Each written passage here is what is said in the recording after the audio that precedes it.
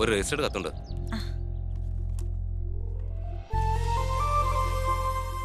ശരി ശരി.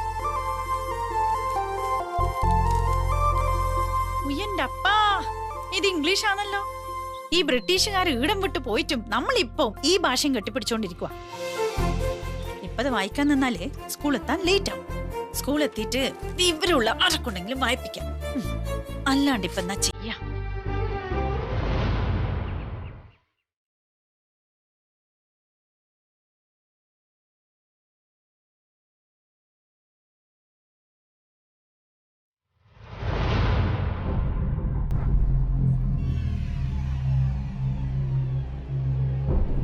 എന്നെ ബലമായി തടഞ്ഞു നിർത്താനാണോ പാവം?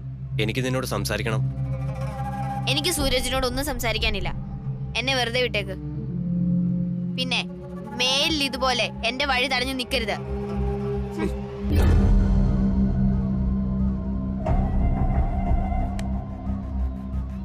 ഇങ്ങനെയാണെങ്കിൽ ഈ ബെറ്റി നീ പരാജയപ്പെടും, ഉറപ്പാ. അവളുടെ കാര്യത്തിൽ എന്ത് വേണമെന്ന് എനിക്കറിയാം.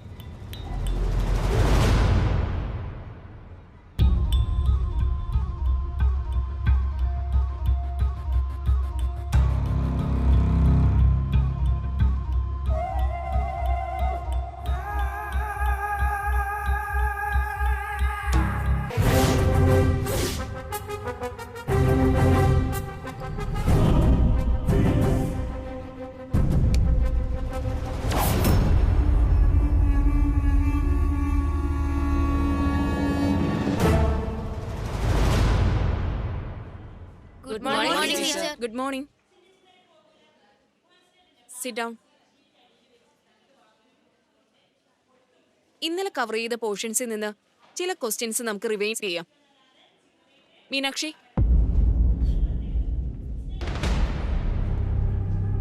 Name the types of energy. Types of energy.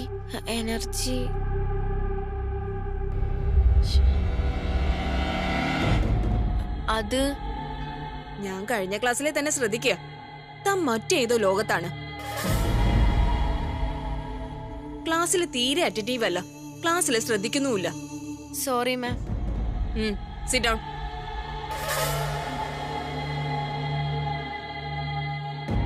ഇവക്കിതെന്നാ പറ്റേ? എന്തോ കാര്യമുണ്ടല്ലോ. Okay. We will move to renewable energy. Can someone name the source of renewable energy? എന്താ ഇതെന്താടാ?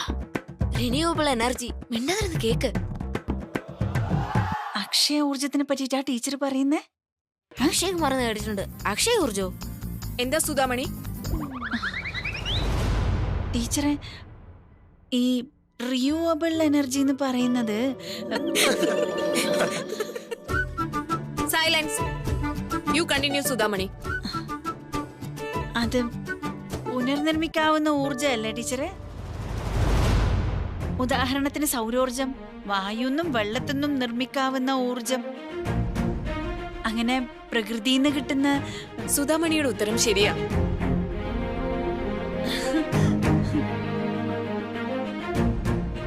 ഇത് ഇംഗ്ലീഷിലൊന്ന് പറയാമോ സുധാമണി?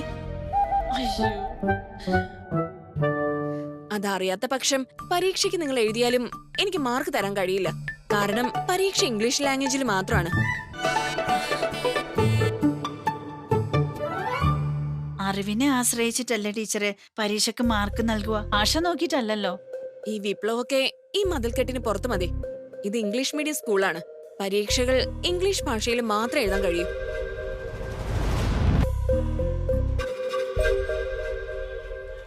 ഉത്തരങ്ങൾ എത്ര നന്നായി അറിയാന്ന് പറഞ്ഞാലും പരീക്ഷ എഴുതുന്നത് English ഭാഷയിലല്ല എഴുതുന്നെങ്കിൽ സുധാമണിയുടെ mark വട്ടപൂജ്യമായിരിക്കും.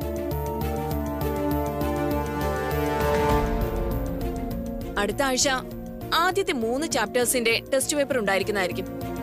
And mind you, the language for writing examination will be English.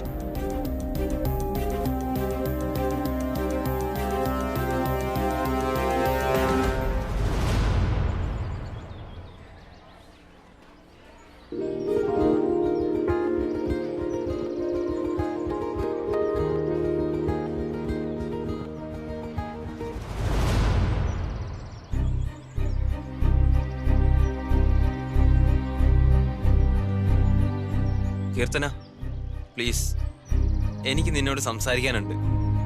എനിക്കൊന്നും കേൾക്കണം എന്നില്ല. നിങ്ങൾ പോയിക്കോളൂ, ഞങ്ങൾക്ക് കുറച്ച് കാര്യങ്ങൾ സംസാരിക്കാനുണ്ട്. കീർത്തന, എനിക്ക് പറയാനുള്ള കാര്യങ്ങൾ കേൾക്കാനുള്ള ഒരു മിനിമം മര്യാദയെങ്കിലും നീ എന്നോട് കാണിക്കണം. ഓ, മര്യാദയെക്കുറിച്ച് സംസാരിക്കാൻ പറ്റിയ ആള്.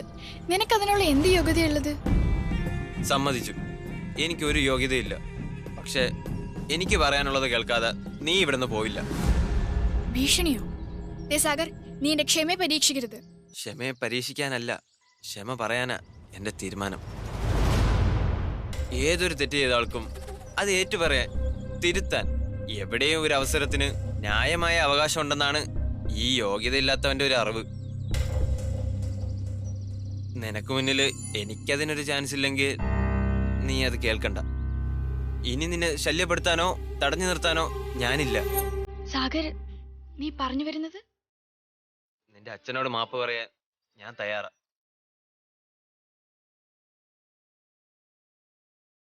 സത്യമാണ് കീർത്തന, നിന്റെ അച്ഛനോട് ഞാൻ ക്ഷമ പറയാത്ത കാരണം നീ ഒരുപാട് വിഷമിക്കുന്നുണ്ടെന്ന് എനിക്കറിയാം. ഇനി ഞാൻ ചെല്ലുമ്പോ നിന്റെ അച്ഛൻ എങ്ങനെ പ്രതികരിക്കുമെന്ന് എനിക്കൊരു ഐഡിയ ഇല്ല. പക്ഷെ എന്റെ കയ്യിലൊരു പ്ലാൻ ഉണ്ട്. എന്ത് പ്ലാൻ?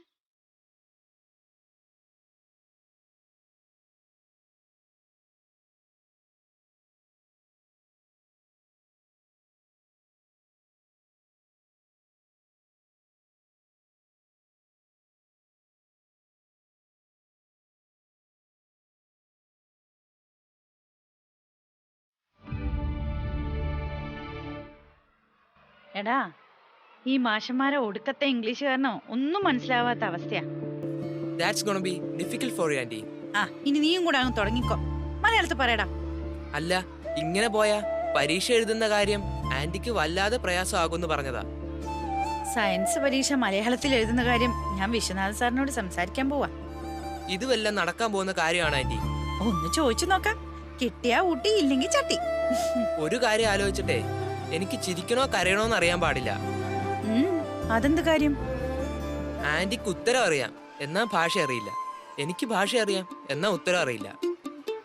എടാ, ഈ സ്കൂള് കഴിഞ്ഞിട്ടുള്ള സർവത്ര സമയവും മൊബൈലിൽ ഗെയിമും കുത്തിക്കൊണ്ടിരുന്നാലേ ഇതൊന്നും പഠിക്കാൻ പോകുന്നില്ല കേട്ടാ. അതെ, ആന്റി എന്റെ അമ്മയ്ക്ക് പഠിക്കുവാണോ? ആണെന്ന് കൂട്ടിക്കോ. അമ്മമാരുടെ ടെൻഷൻ അമ്മമാർക്കല്ലേ അറിയൂ.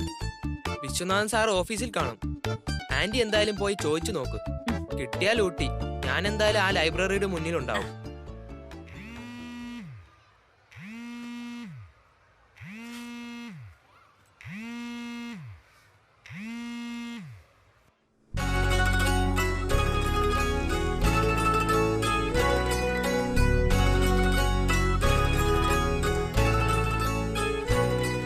അമ്മേ, ഞാനിവിടെ അപർണയുടെ വീട്ടില.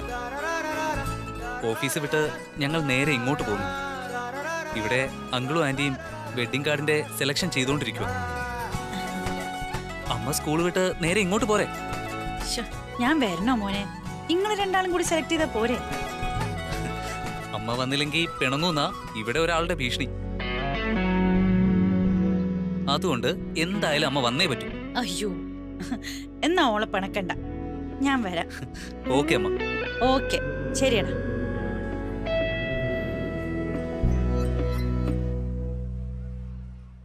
അമീറേ, ഒന്ന്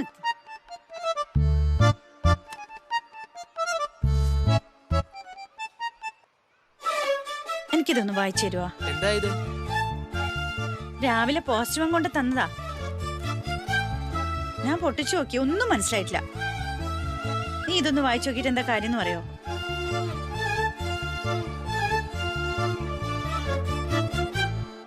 ആരാ ഈ മാർത്താണ്ഡൻ പിള്ള? നമ്മളെ വീട്ടിന്റെ ഉടമസ്ഥനാ. എന്താ മീര കാര്യം? 30 ദിവസത്തിനകം സുധാമണിയും കുടുംബവും വീട് വിട്ടൊഴിഞ്ഞു പോകണമെന്ന് കാണിച്ച് മാർത്താണ്ഡൻ പിള്ള അയച്ചിരിക്കുന്ന വക്കീൽ നോട്ടീസാ ഇത്.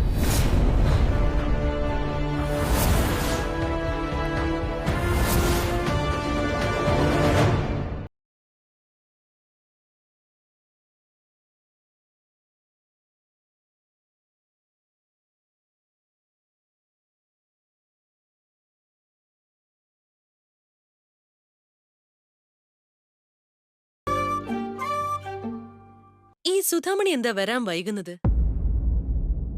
സ്കൂള് വിട്ട് ഇങ്ങോട്ട് എത്താനുള്ള സമയം കഴിഞ്ഞല്ലോ. ഞാൻ അമ്മയെ ഒന്നുകൂടെ വിളിച്ചു നോക്കാം ആന്റി.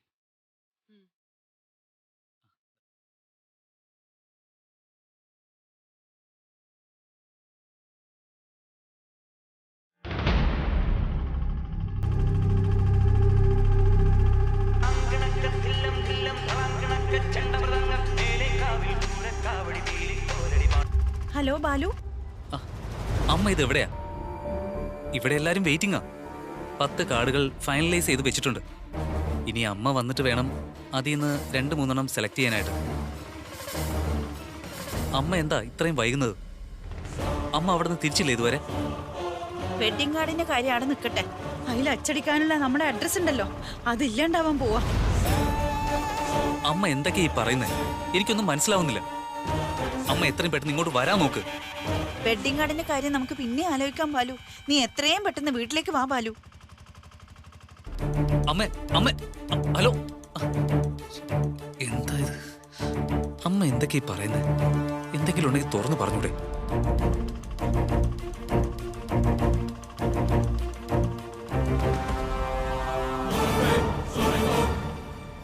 എന്താ ബാലു, വാട്ട് ഹാപ്പൻ? നിന്റെ മുഖം എന്താ വല്ലാതിരിക്കുന്നേ? എനിക്ക് അർജന്റായിട്ട് വീട് വരെ ഒന്ന് പോകണം. വാട്ട്? എന്താ ബാലു, സുധാമണിക്ക് എന്തെങ്കിലും കുഴപ്പം? അമ്മയ്ക്ക് കുഴപ്പമൊന്നുമില്ല, വേറെ എന്തോ പ്രശ്നം. അമ്മയാണെങ്കിൽ ഒന്നും വിട്ട് പറഞ്ഞതുമില്ല. സ്കൂളിൽ എന്തെങ്കിലും പ്രശ്നം ഉണ്ടായോ ബാലു? അറിയില്ല അപ്പു. ഞാനെന്തായാലും അങ്ങോട്ടൊന്ന് ചെല്ലട്ടെ. ഞാനും കൂടെ വരാം ബാലു. എന്നാ വാ. മോളെ ഒരു മിനിറ്റ്.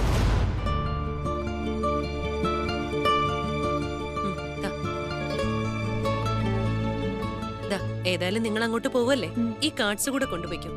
സുധാമണിയെ കാണിച്ച് ഇഷ്ടമുള്ളത് സെലക്ട് ചെയ്യാൻ പറ. ശരി മമ്മി. ശരി ആന്റി, പോവാ.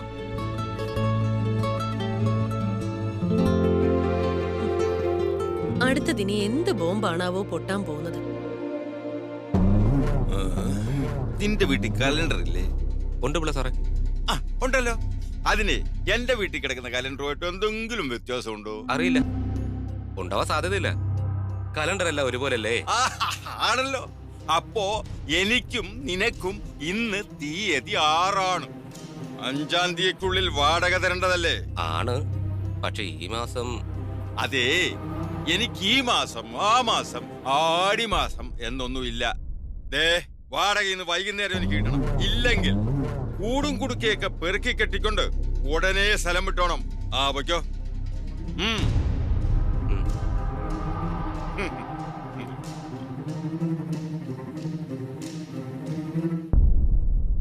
മാർത്താണ്ഡ മാമ. അയ്യോ, നീ എന്താ എന്നെ വിളിച്ചേ?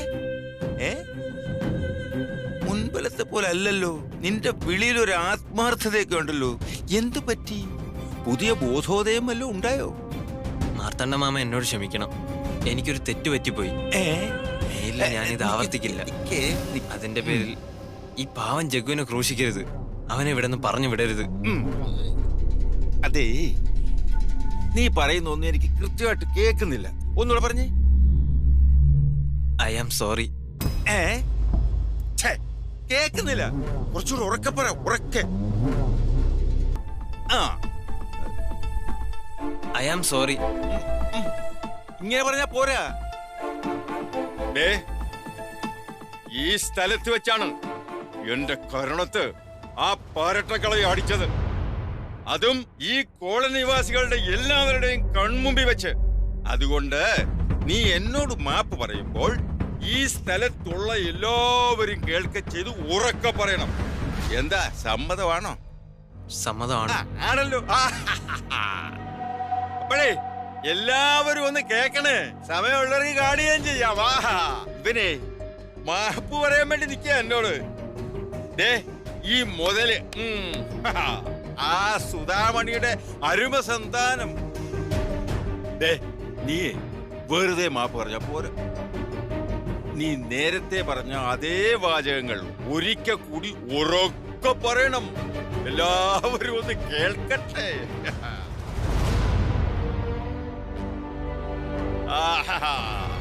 കേൾക്കട്ടെ കേൾക്കട്ടെ, എല്ലാരും കേൾക്കട്ടെ. ആ ആ ദേ, ഇനി തുടങ്ങിക്കോ. മാർത്താണ്ഡമാമൻ എന്നോട് ക്ഷമിക്കണം. എനിക്കൊരു തെറ്റ് പറ്റിപ്പോയി.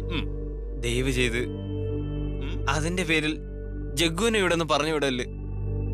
ഓ ഇടാ, ഈ പറഞ്ഞതില് മാപ്പെന്നൊരു വാക്കില്ലല്ലോ, അതുകൂടെ അങ്ങ് പറഞ്ഞേക്ക്.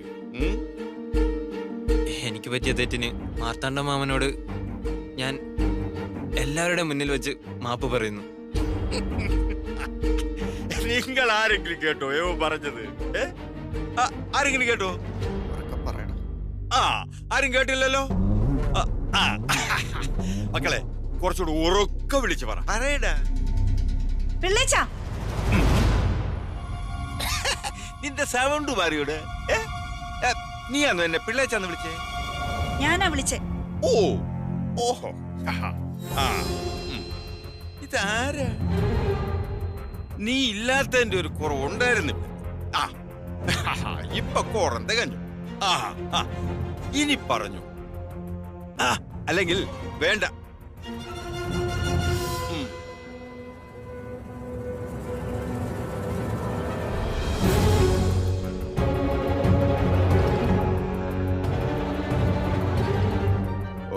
അയ്യോ, ഉറക്കെ വിളിച്ചു പറയാൻ നിനക്ക് ബുദ്ധിമുട്ടാണെങ്കിൽ നീ ഒരു കാര്യം ചെയ്യും.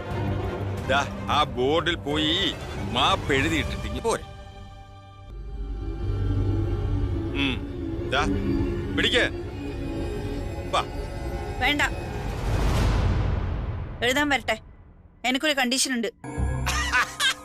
കണ്ടീഷനോ? എന്ത് കണ്ടീഷൻ? നിന്റെ കണ്ടീഷൻ ഒന്നും ഇവിടെ ചെലവാവില്ല. അപമാനിക്കപ്പെട്ടതേ ഞാനാ. ഇനി കണ്ടീഷനൊക്കെ ഞാൻ പറയും. എന്ത് കണ്ടീഷൻ? നിനക്കാ നോട്ടീസ് കിട്ടിയിരിക്കുമല്ലോ ഇല്ലേ?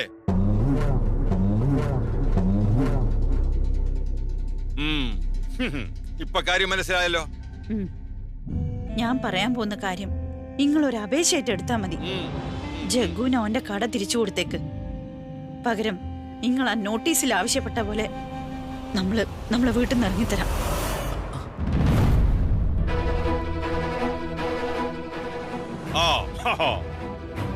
അമ്മ എന്തൊക്കെയാ ഈ പറയുന്നേ?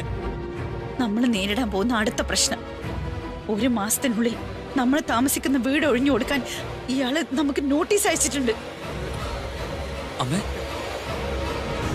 അങ്ങനെ ചെയ്യല്ലേ Marthanda mama. I am really sorry. ഞാൻ ചെയ്തു പോയ തെറ്റിന് ജഗ്ഗുവിനെ എന്റെ കുടുംബത്തെ ശിക്ഷിക്കരുത്. നിങ്ങൾ പറയുന്ന എന്ത് പ്രായശ്ചിത്തവും ഞാൻ ചെയ്യാം. ദയവ് ചെയ്ത് ജഗ്ഗുവിന്റെ കട തിരിച്ചു കൊടുക്കണം. ഞങ്ങളെ തെരുവിൽ ഇറക്കരുത് പ്ലീസ്.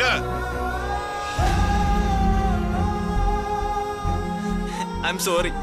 ഞങ്ങളോട് ക്ഷമിക്കണം. മതി മതി മതി, ഇത്രയൊക്കെ ധാരാളം മതി.